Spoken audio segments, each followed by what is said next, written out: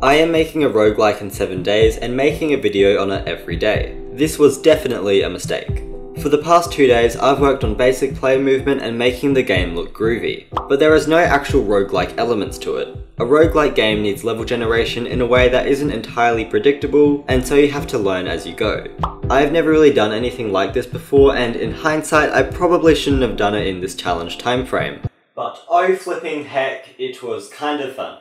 So in lots of games, you have a starting position and then a script that generates levels in all different directions. This gives you a sense of exploration and naturalness, especially when it doesn't look completely rigid or artificial.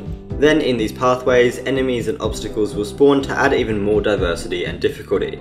Now this is a really cool way to go about things, but my brain is just not big enough to handle something like this. So instead, I'm going to tackle it in a different way. Each room will be a square to keep everything nice and simple. You'll have your starting room and then a script will choose to go up, left or right and generate a new room there. For example, let's say it chooses up and then it will connect these two rooms so the player can move between them. If it goes left now, it won't be able to go right because there's already a room there and that's just dumb. Then this system can generate as many rooms as I tell it to until you get to the end of a room to complete that floor. I challenged myself to do this without any tutorials, which made me very scared, but I started off with a prototype, just using a square to represent each room. It didn't work exactly how I wanted it to, like what the frack is this, but I was surprised that after a bit of tinkering I got it to work pretty well. But the thing now is that the squares weren't connected to each other. That means that the player wasn't able to move between them, and that is a big no-no. So the next thing that I did was make these presets for the rooms that could spawn. The little arms at the end of them indicate the room that they come from and the room that they connect to. Then putting this into my script, yeah, it didn't exactly work. I had a lot of failed attempts linking this up with my code before I got something that was close to what I was going for, but now after a while you can see a very definite linear path that you have to move through the levels, and that is pretty nice. Getting this to finally work was super refreshing and a big relief, to be honest.